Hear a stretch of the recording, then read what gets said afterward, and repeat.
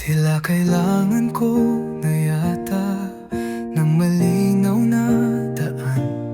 Panginoon, saan ba ako dapat patungo?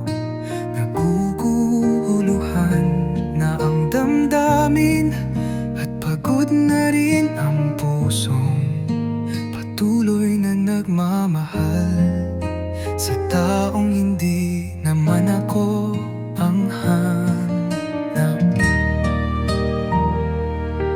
Dapat pa bang ipaglaban o panahon na para sumuko?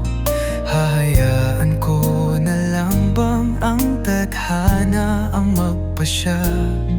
Nakakapagod ng magmahal nang walang kasiguraduhan. Sa isang relasyong ako lang ang may pagtingin.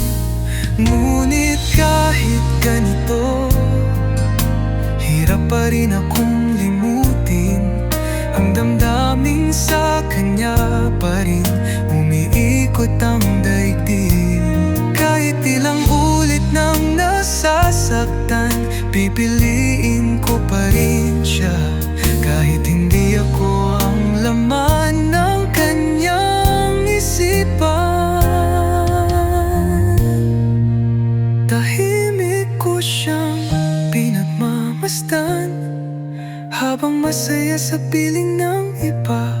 At bawat sandali ay paalala na hindi ako ang kanyang pinili. Pinipilit kong baguhin ang mga bagay na hindi ko kayang baguhin. Dahil sa pag-ibig, hindi laging tunay na puso ang panalo. At kung dumating